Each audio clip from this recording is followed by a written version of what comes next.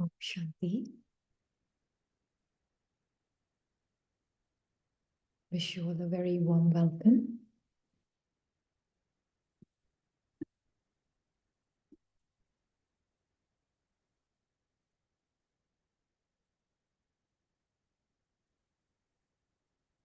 Let us take this opportunity to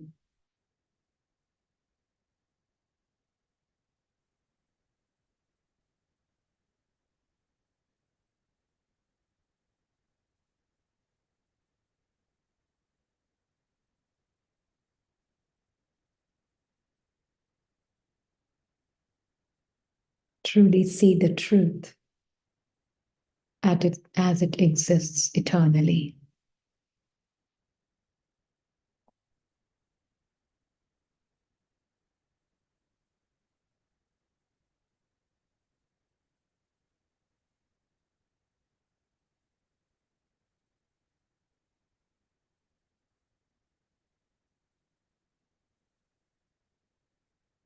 And silence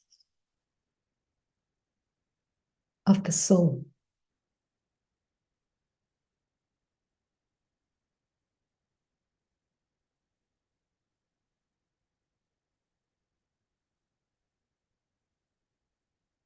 Which is completely different from the silence of the mind.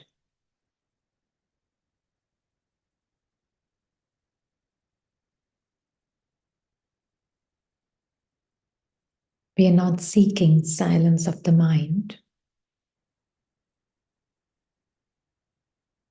because mind has to perform its function of thinking, describing, labeling.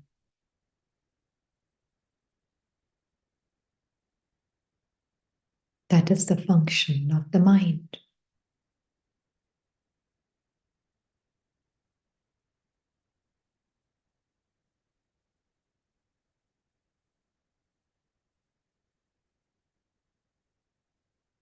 But this is the silence of the soul.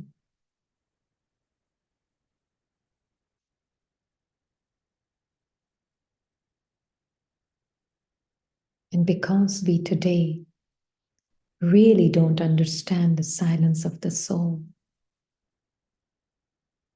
we equate it with the silence of the mind.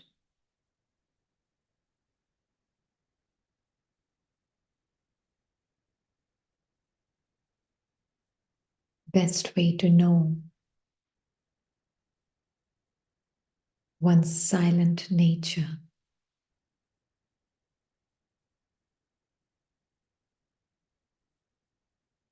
is to turn away from the thinking mind, from the thoughts,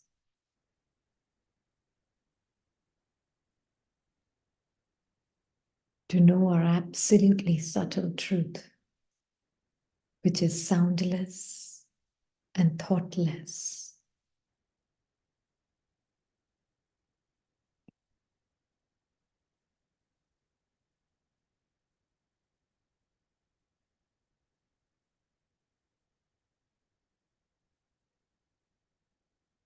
And at least during this time when we take time to be together,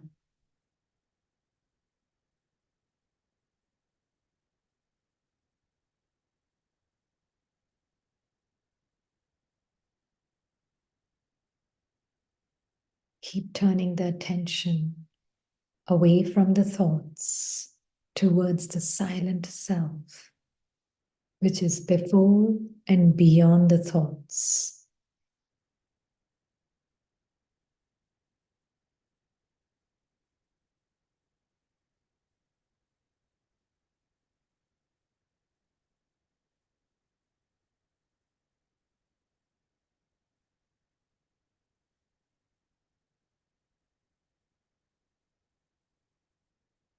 So that we can get the taste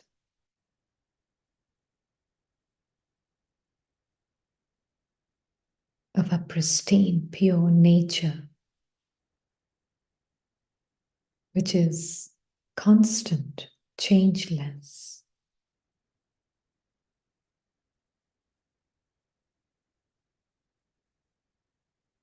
prior to the noise of the mind.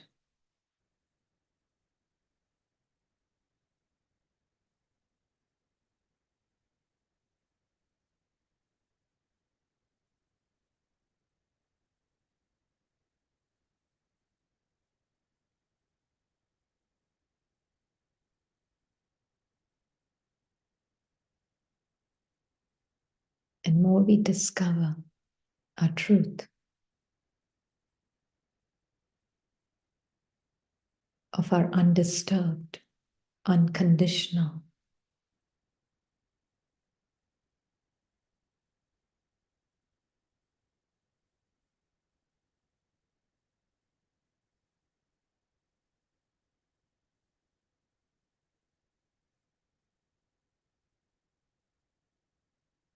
peace,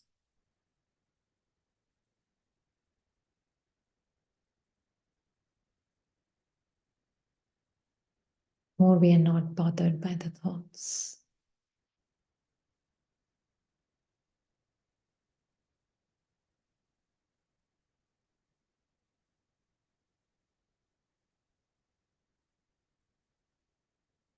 Even now at this point, just check. Are the thoughts there? I can't read the text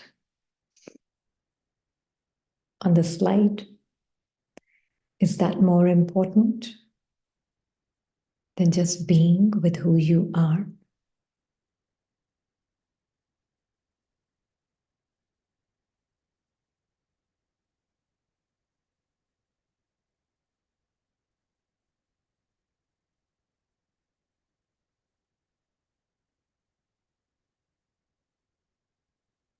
What is most important?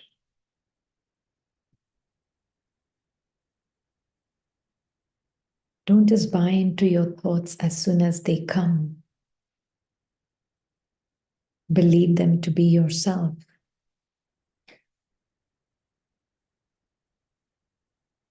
And become them.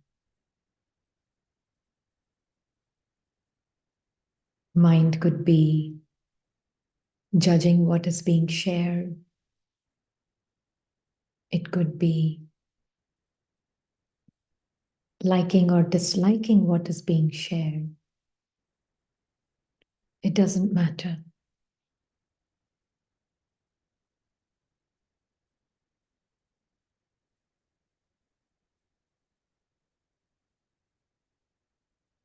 Or maybe thinking about what to do after the session. Is it required at this point?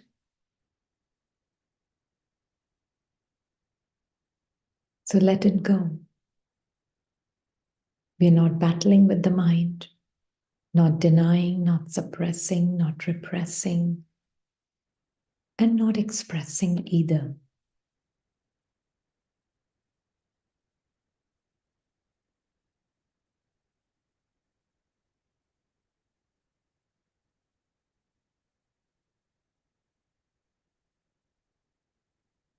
But just knowing our truth before and beyond any thinking ever started. Who am I without the thoughts? Who am I without the feelings? Without the memories? Who am I?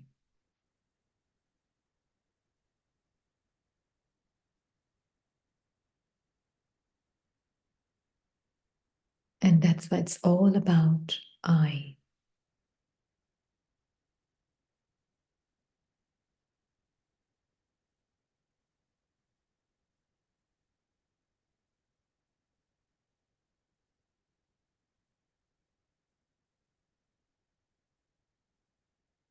Om. Silence.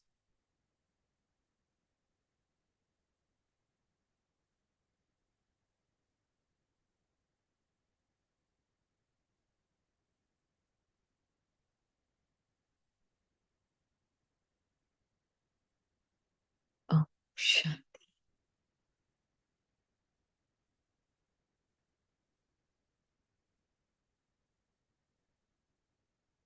So, most important aspect of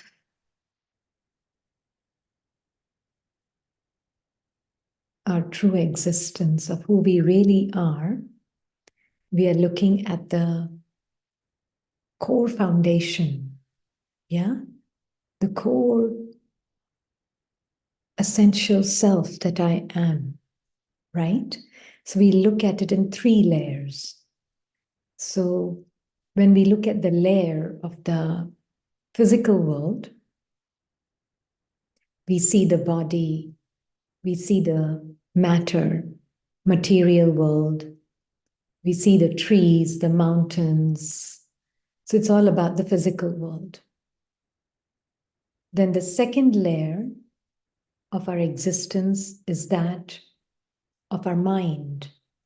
Our mind is literally just thinking, sensing, feeling, tasting, judging, labeling, describing. All of that is a layer of the mind. Yeah? Then below that, it's not like it's above and below, but just for our understanding's sake, we are using these words. At the heart of the essence of who we are is this essential being that I am, right? This being whose peace is unconditional. At the level of the mind, it is very conditional. We will see our mind is constantly shifting and changing shapes and forms and colors and feelings and emotions. At the level of the mind, all of this is constantly changing. Yeah? And there is even more subtler aspect of ourselves, which is beyond and before the mind. And that is this truth of who I am, which is this pure, changeless, silent, peaceful, ever-present, living light. And that is who I am, right? And when we really know ourselves as this level, because we do not exist in the way we think we do today, right? Because our mind thinks we exist as a person, this mind and body, and things are happening to me, this person, right? That's how we live our life today. Things are happening to me, this person. Circumstances are happening to me. Situations are happening to me. Emotions are happening to me. Thoughts are happening to me. That's how we live our life today. But actually, if we really look closely and refine our search and kind of really magnify um, and really look through the microscope, we will find, not literally, but at the microscopic level, we will really find, relatively speaking, is that the truth of who we truly are is not only beyond the physical aspect of our body and the material world, but it is also beyond the thinking, feeling, sensing, describing, labeling, that aspect of the mind also. We are not our minds. We are not our thoughts. We are not our feelings. So I really like to take the example of a newborn baby. And a newborn baby, and we are not saying that that's the state because it's a pre-egoic state, but we are at the post-egoic state. So we really see that the newborn baby, the eyes are closed. And if we really see as the eyes are closed, does the newborn baby have any thoughts at that time? Or any memories to refer to? No, it's just a bundle of joy, which means just a soul in that small newborn body, and then an experience of sensations. That's it. Not even the word sensation exists. It's just soul and experience. And that is exactly the truth For us beings of light, if we were to remove all the thoughts, remove all the sensations of the body, if we were to remove all the emotions and the memories, what is left is you, the real you. And more we begin to know ourselves as that I, which is unpolluted, untouched, uncontaminated by any identification with any aspect of mind or body, then we find, in essence, we are all the same. It is literally, then we can see that the being literally came to this world stage, wore the clothing, not just the gross clothing of the body, but also the subtle clothing of thoughts, feelings, emotions, sensations, right? And it literally clothed itself in the experience. And layers of these experience of thinking, feeling, sensing, all of these layers of experiences has created this personal identity. So we will take a look at a metaphor, and I quite like this metaphor, and I find it makes things very clear. And if you please feel free to interact and ask questions. It's always the best way to kind of get the best out of the whole session.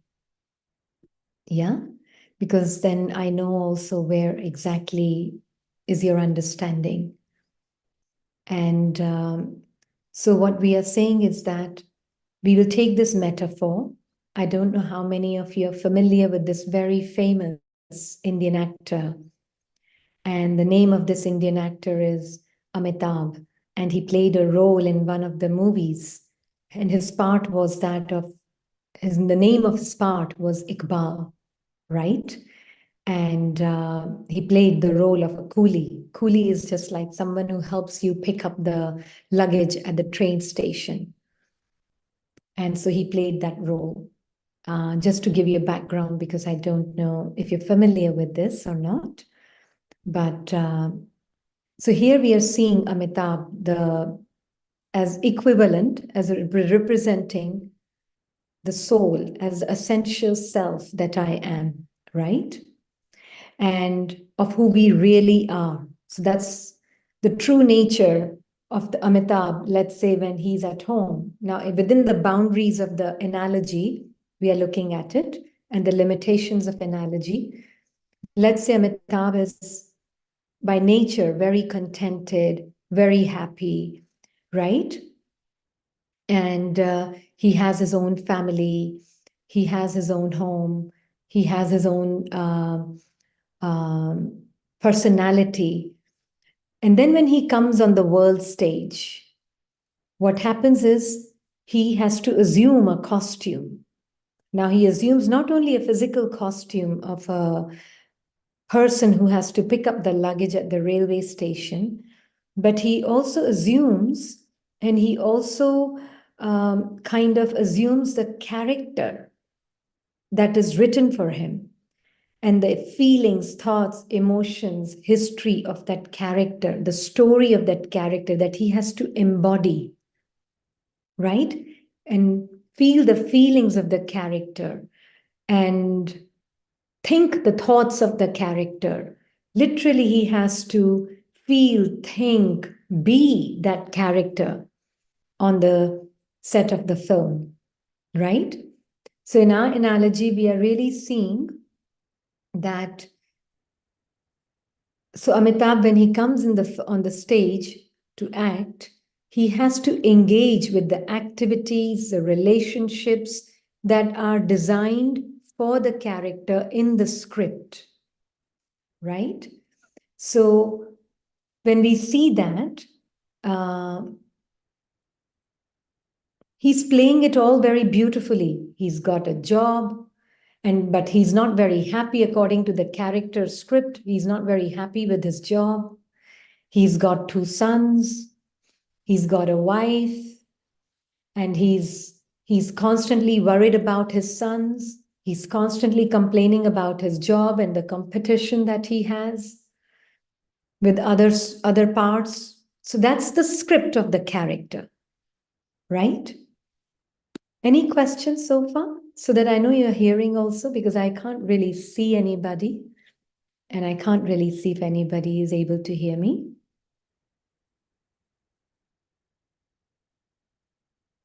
Okay, good. So he's feeling very miserable, right? Okay, thank you. So he's feeling very miserable because he's just becoming, it's his script. He has to feel miserable in the script, right? Now, he starts to, as Iqbal, he starts to try and feel better by making the life of his daughters better, by having a good relationship with his wife and his family. So he's trying very hard to really make life better as Iqbal, right? That's the script Iqbal, Amitabh as Iqbal has to play, right? But he's really suffering. Nothing is changing. Nothing is happening because he's just living that character right now. Now, when he, let's say the play ends and he comes backstage.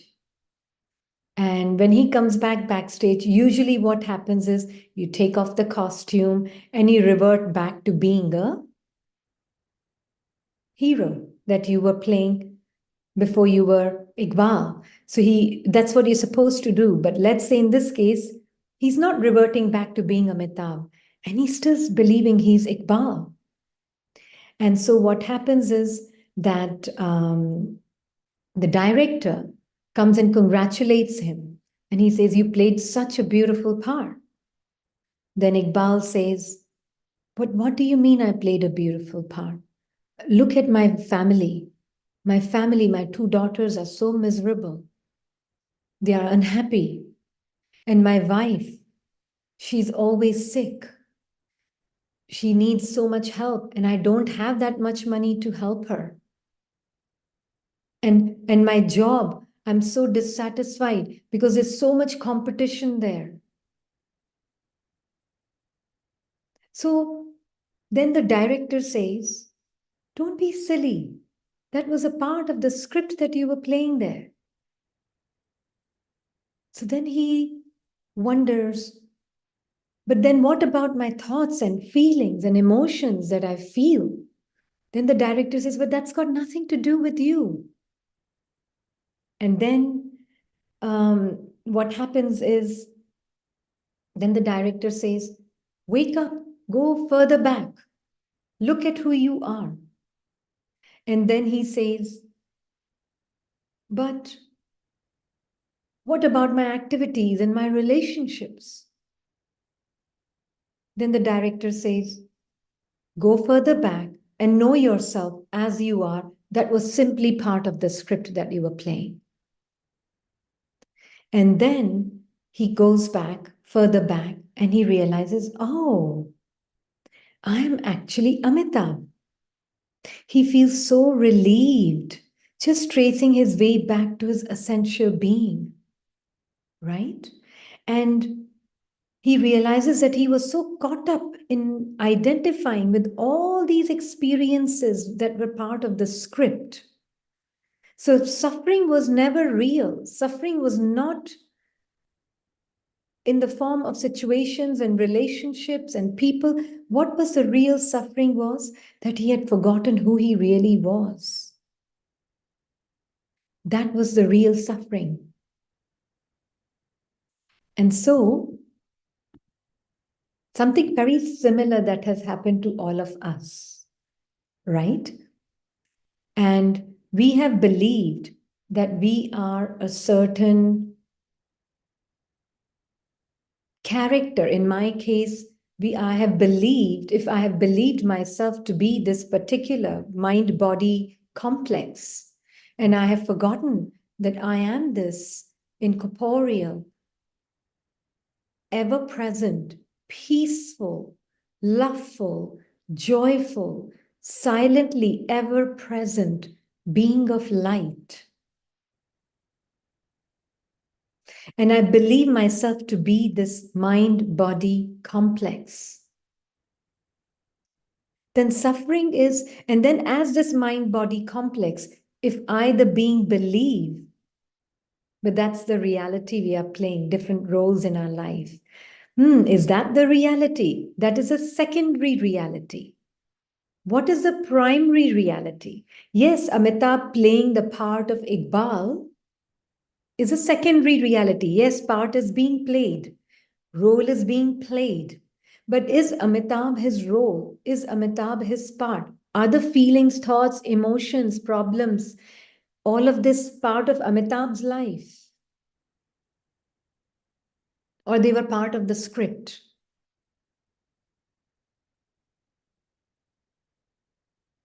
So somebody's asked this question, but that's the reality. We are playing different roles in our life. We who? Who is that we that is playing different roles? That is the question. We are questioning that I that is playing different roles because that is where the majority of the problem is. Not even majority, that's where the whole suffering is. Believing ourselves to be something that we are not. A fictional identity has been created based on these thoughts, feelings, emotions, and sensations of the body to be me. Soul playing a role is not a problem. It's a beautiful thing. But soul playing the role from its true nature of being ever-present peace.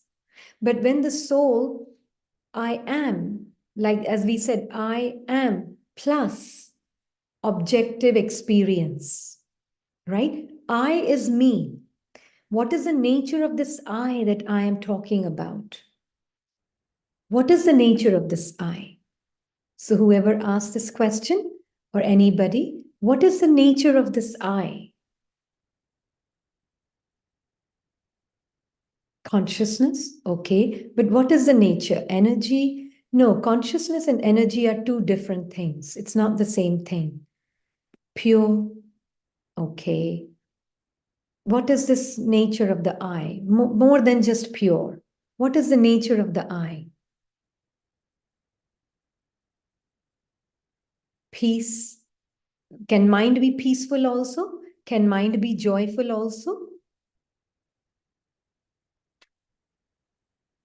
Right? No. Can mind be joyful and peaceful? Eternal?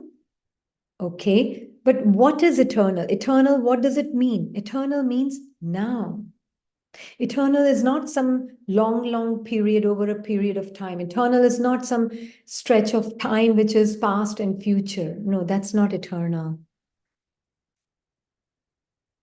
That is now, ever-present peace, a light that illuminates all different experiences. That is the I, right? The I is absolute truth. That is I. The I that is absolute peace, absolute love. Because peace, joy, love is just very conditional for the mind. If things are according to this particular thought-made identity, according to Iqbal, then yes, I'm peaceful. If Iqbal's daughter is doing well, then Iqbal is peaceful. If Iqbal's wife's health is doing well, then Iqbal is happy. Right? We are trying to see we are not Iqbal only. So then peace is not situational or circumstantial. Peace is ever-present background of who I am, absolute peace. And this peace does not have an opposite. There's no opposite to peace called peacelessness in the mind's language. Mind calls peace has opposite called peacelessness. Joy and happiness has opposite called unhappiness. No, that is a language of the mind. When we say absolute, which means it has no opposite. So the peace of the soul, the silence of the soul has no opposite. right? So that I that we are investigating, that we are looking at, that I is me, that I is you, the I of me and the I of you is not different. It's the same I. I of me and I of you is the same I. Same means similar in qualities, exactly the same qualities, right? So that I that accompanies all change, but that I never changes. Yeah. But today, what is happening? My mind says it has a current content of experience that is arising, is very peaceful. Mind is just so peaceful in meditation, loving it. So then we say, I am feeling calm. Excuse me. I am calm, right? I am is not calm. I am is temporarily experiencing an experience of calmness of the mind. Then little bit later, it goes out of the room, out of meditation room onto the street or goes to work. Then the mind becomes restless. Then it says, I am restless. I am is not restless. I am is forever peace. Having an experience of restlessness, that is different. Having an experience of calm mind, that is different. But I have not changed. My states of mind has changed. My states of body has changed. State of the circumstances and situations may change. But that I that is experiencing all of this is not changing.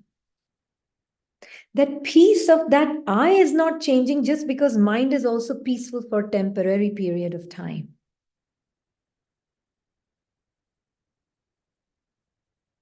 The mistake that happens is that we start identifying with the contents, the current contents of our experience. And we think as a person, as this mind body, as Iqbal, we believe that we are doing meditation as a person.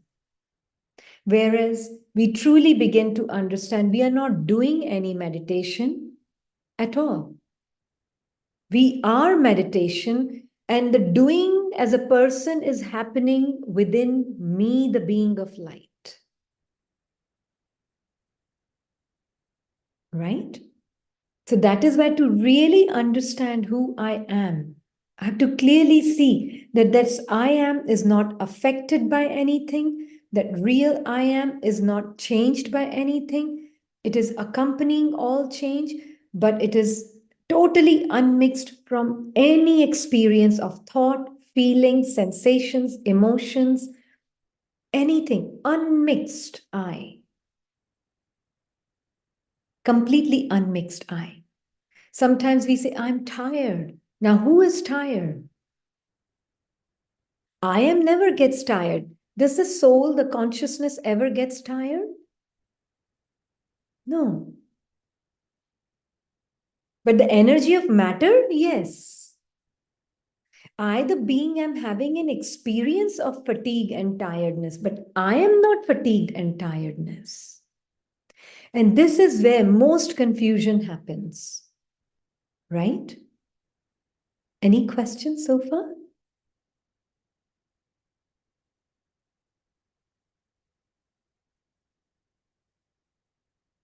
That I am remains the same. This is very, very important for us to really get this very clear.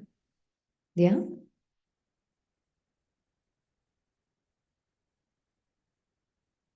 We, the beings, are always observing from the place of zero.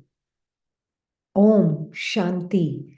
The very greeting that we first speak is not a greeting. It is our truth. We are exchanging truth.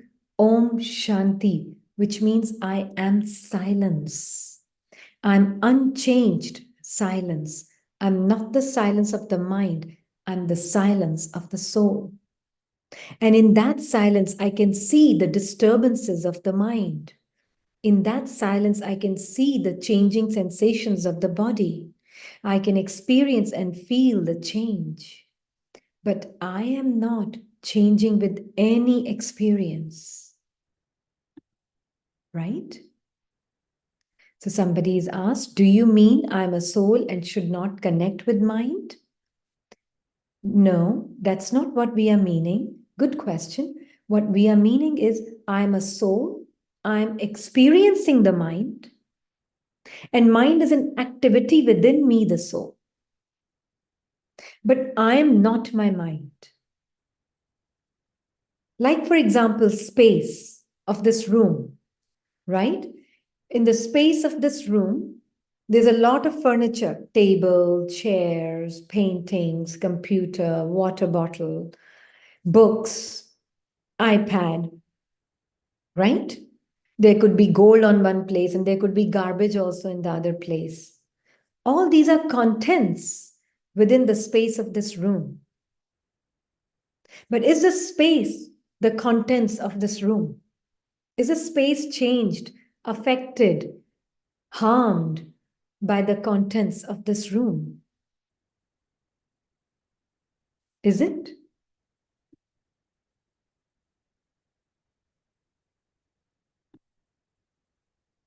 Is it changed, affected? Anything happens to the space? So you can see I, the soul, am like that space within which there is contents of experience within me. Is it possible whoever is hosting to have souls speak live?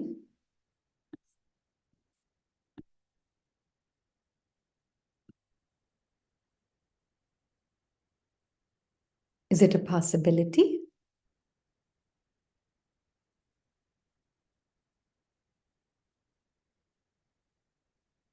So that there can be some interaction. This is a request to the host.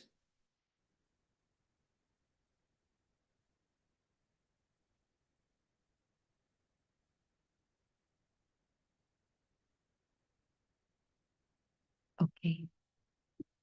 I guess they moved, stepped away or something. You may have to just resort to in the writing in the chat. So do you understand when you're asking this question that should the soul not connect with the mind? Absolutely. But you connect, but you don't identify. You have to use your mind, but without identifying with it. The chef has to use the knife, but without identifying with the knife. Yeah? So, because what is the nature of the mind? One day it's feeling very happy. One day it's feeling very sad. It has so many different suits it's wearing. So if I keep identifying I, the being which is silent in nature, which is changeless in nature, keeps identifying with the changing states of mind, can you imagine what kind of life we will be living?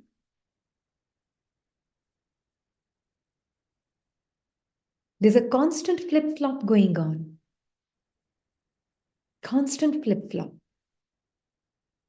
And which is why one day we feel I'm happy, one day we feel I'm sad, one day we feel today was a beautiful meditation day, today I had such a great day, and the next day we feel I didn't have such a great day. Yeah, that's what happens most of the time. And the reason is because the I that I am is not very clear about my true nature, that I, the being, don't stand to lose anything from any experience, and I don't stand to gain anything from any experience. I'm beyond being improved. I'm beyond being diminished. I'm forever the same. Until I know that truth, absolute truth, changeless truth about myself, I will continue to flip-flop with the changing states of the mind and the body. Right? So our spiritual effort is not stopping thoughts and changing thoughts and worrying about thoughts. No.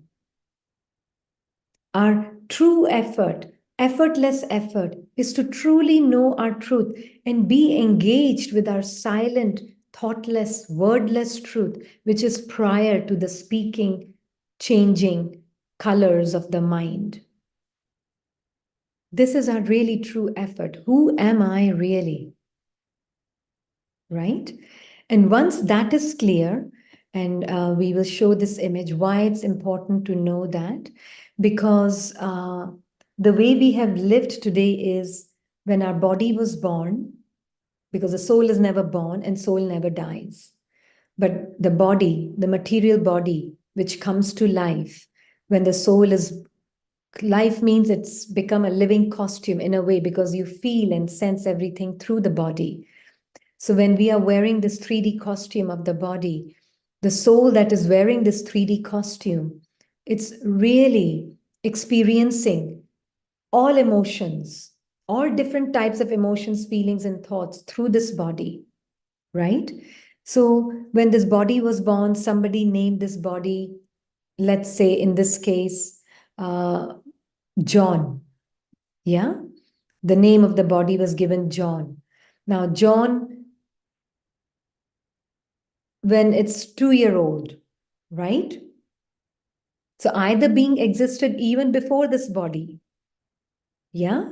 Now, when I take this body, I continue to exist as the same individual, pure, loving, living light. But my body has changed. The personality of the body has changed. It has changed at all levels, at the age of 6, at the age of 15, at the age of 20, at the age of 40, at the age of 60. Body is completely different after every 7 years, even scientifically. The whole body completely changes. The belief systems have changed completely. At the age of 6, at the age of 14, 20, 40, 60, all different age, different belief systems, completely different belief systems, right? Does that mean I should not be affected by my current circumstances? If it's yes, it's hard to implement. It's hard to implement is another thought, right? This is another thought. It's because I'm seeing myself as Iqbal, and as Iqbal, everything is impossible. Because as Iqbal, I first need to wake up. Like the director was waking up Iqbal, I need to wake up to my essential nature of who I am. That I cannot gain or lose anything from outside situations and circumstances. I need to see my own thoughts, feelings, emotions also as a detached observer. In reaction to the circumstances, what is happening in my inner world? Because Iqbal is nothing but a temporary, finite, very limited thoughts, feelings, and emotions that the soul is identifying with. That is all Iqbal is. That is all the fictional character is. So, more we pay attention to our inner truth of who I am, we saw those 3 layers, right? The innermost layer is this essential being that I am. And then being separate, keep creating a distance between myself and my mind. And then seeing from the silent self the reactions of the mind in response to the situations, the reactions to the mind. I can see them separate from me. Then, and then alone, I have the power to influence my mind. Otherwise, my mind is constantly influencing me, right? It's so difficult to remind ourselves that we are soul and don't get disappointed with anything. We didn't say don't get disappointed. No, no, no. We are saying all these different feelings will come up. We are not saying don't get disappointed.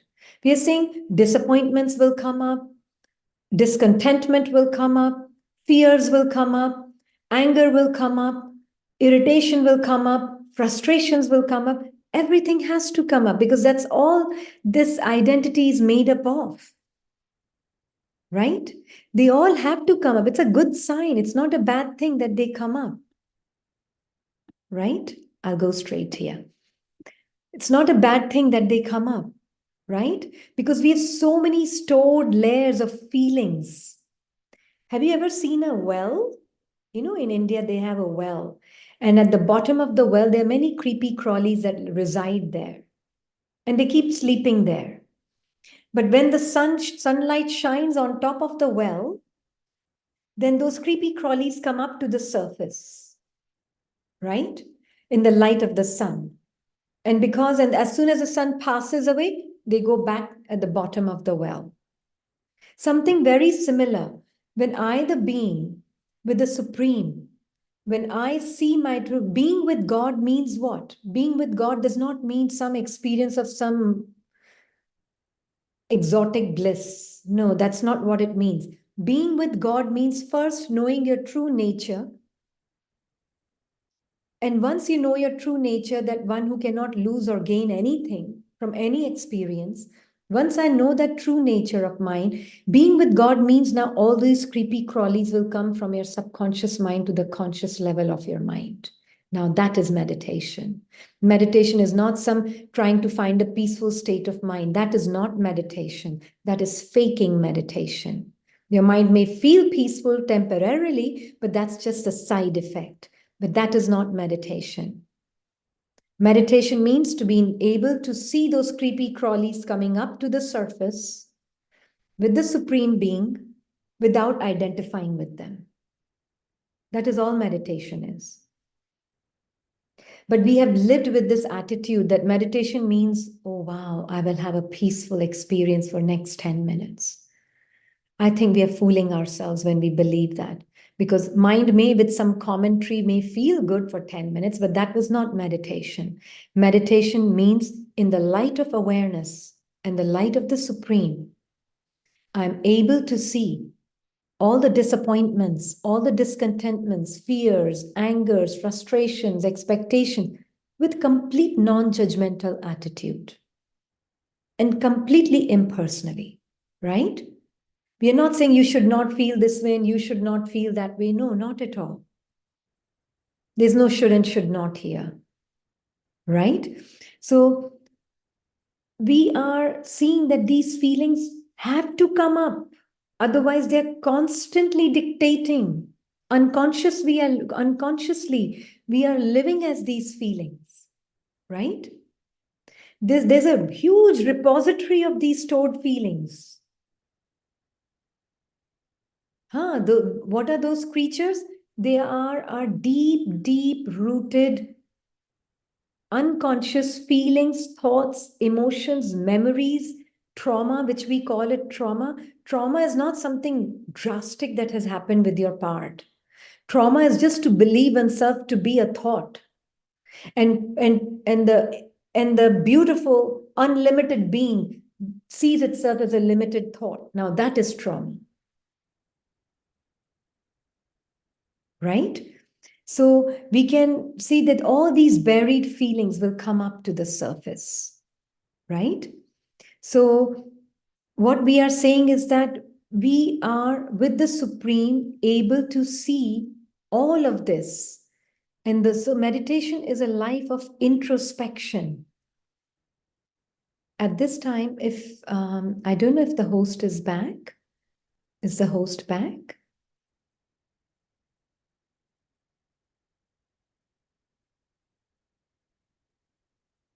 We can take questions at this time, if possible.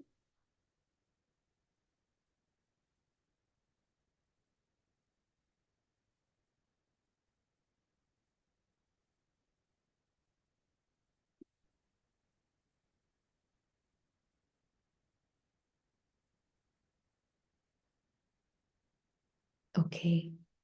So what we are seeing is that we are rediscovering ourselves as incapable of resisting any experience. Yeah?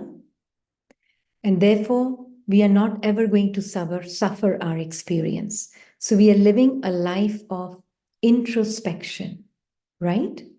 Still light that I am. And I am this being that is illuminating every experience, accompanying every experience. But nothing about me is ever changing. Until that is not clear, We are constantly going to be buffeted by every feeling, thought, and emotion. Does that make sense? So then what happens is we don't live a life of blame. Why? Because the being that I am is aware I'm Amitabh, I'm not Iqbal. Iqbal can blame. Amitabh as Iqbal can blame situations, can blame the problems with the daughter as the reason for his unhappiness. But the moment Iqbal retraces his steps back towards being Amitabh, he realizes he already has everything. Which means this John retraces its steps back to realize he's a soul. Soul has absolutely everything. And so from that space, I can really see that instead of blaming anything or anybody, I actually thank the drama.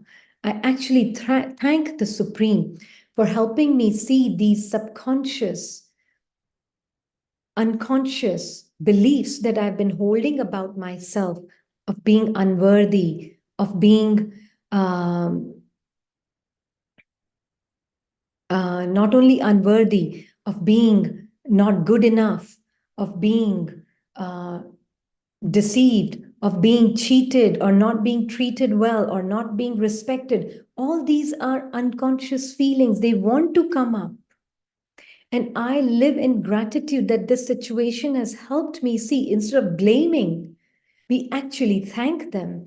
That if the situation had not played out the way it played out, then these feelings would not have been evoked from these dark areas in my own mind and come to the surface. And if they had not done that, then I would have been living as those feelings without even knowing. And they are affecting every aspect of our life. Because what we really know ourselves to be at the core, what we really know ourselves to be at the core, that's what we have to see. That we really know ourselves to be at the core is this some limited person called, in my case, Rini, and I'm believing myself to be this limited thought which thinks I'm not good enough, so I need others to respect me. If that is a core belief I believe myself to be, and with that belief I go out in the world, what are you attracting towards yourself? So this becomes an eye-opener for us that whatever is coming towards me, it means somewhere I'm believing myself to be that at some core of who I am. True? Any questions so far?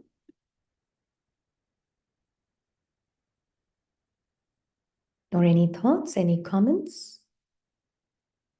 Anything you would like to add, subtract? I don't know where the host is today, so I would encourage that you put your questions directly.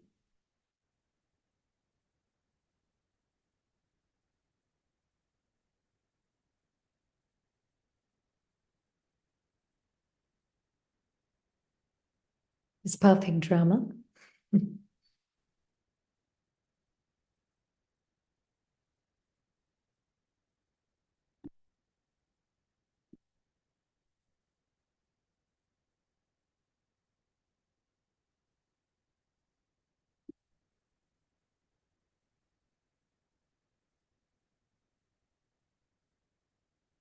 So I'm still confused because right now we are playing that role. Okay. Okay. So that confusion that I am playing the role that we are saying is, who is that I that is playing the role? When you're saying I, are you saying I, the person playing the role? I, the person playing the role? Then yes, it is going to be very difficult. Because the person is made up of thoughts, feelings, and emotions.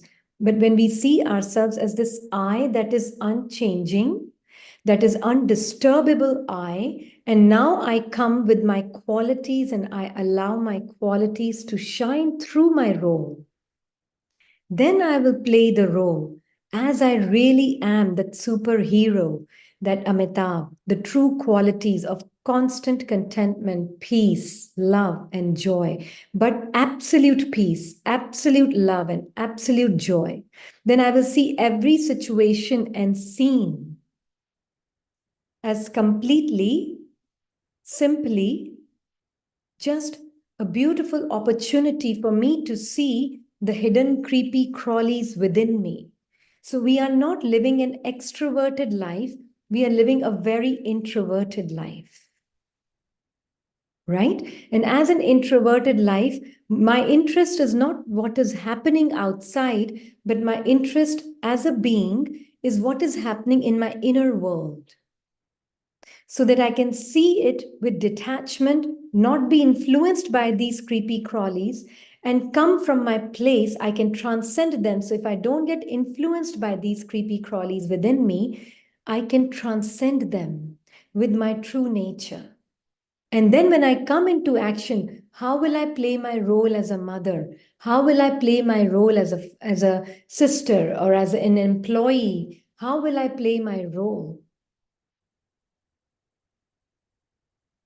If I truly, my only attention is what is happening in my inner world and who am I that is aware of this inner world.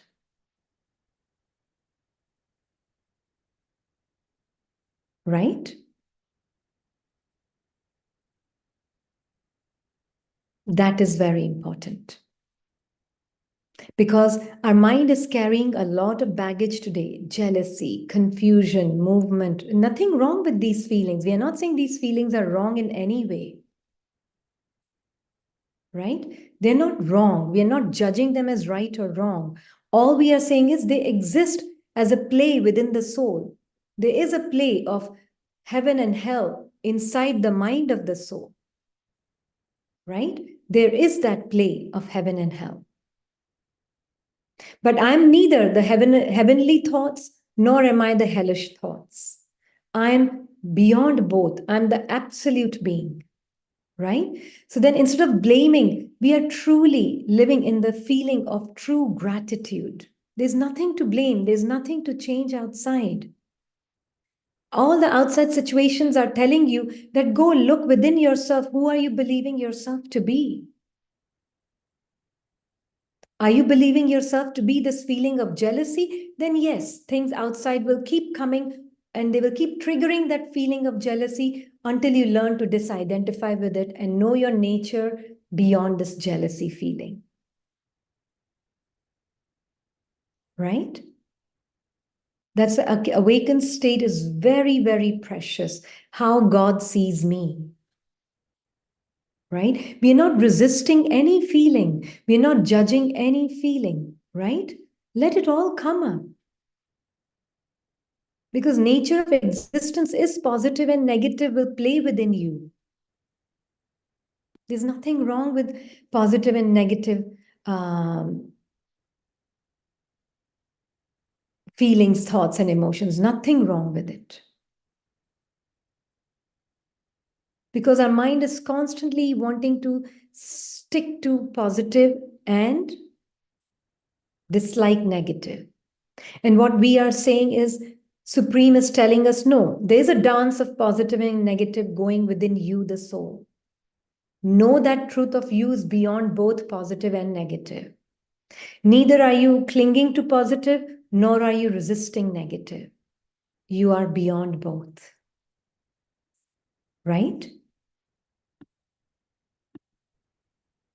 So at this point, we will, if you have any more questions, let me know. Otherwise, we will go into meditation.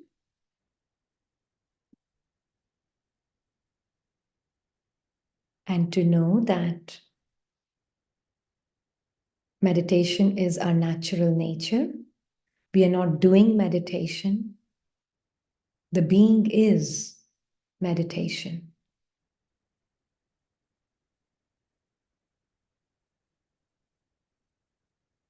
There is a doer, the thinker, which feels very real, but neither am I the thinker, nor the feeler of feelings. nor the thinker of thoughts. Thoughts appear spontaneously from the script within the soul. Each soul is carrying a script, a pre-written script. Like in Amitabh's case, it was Iqbal as an analogy, right? I, the being, carry 84 parts and 84 scripts within me, the soul. And each script has its own story. More I know myself as the incorporeal actor, as Amitabh, as a superhero, the one who's zero, absolute being. More I know myself as that, more I'm able to transcend these limited, temporary, finite feelings, thoughts, and emotions judgmentlessly. But if I identify with them, I act as them.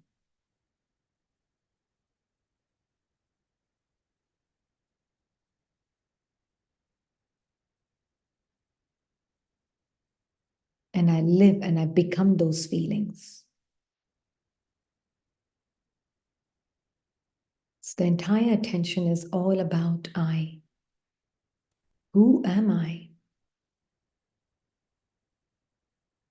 The being that is essentially ever present, absolute peace. I never disappear or appear. I'm present always. But thoughts appear and disappear in me. Feelings appear and disappear in me. They can be positive in nature, they can be negative in nature, but I don't disappear. I am ever present.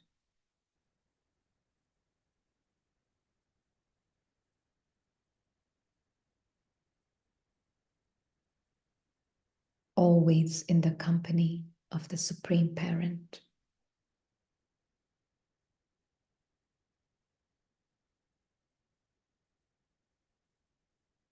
Every scene is only pointing at what I'm believing myself to be.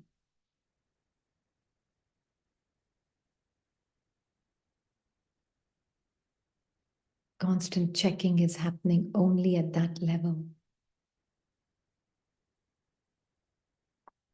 So if somebody insults, if I truly know myself to be as this being which is forever worthy, forever peaceful, my peace has no opposite, then I can see if there's even a reaction of hurt in my mind as at a distance from me, not as me.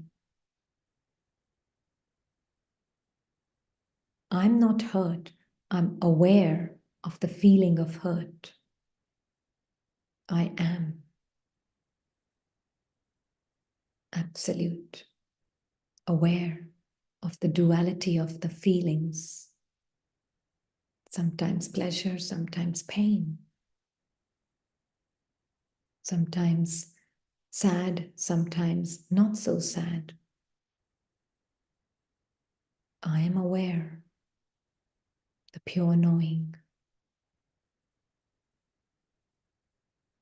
I never change.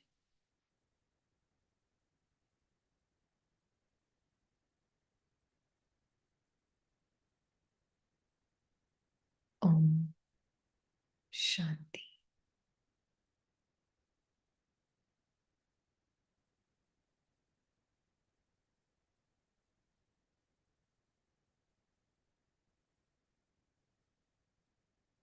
Thank you. Thank you very much.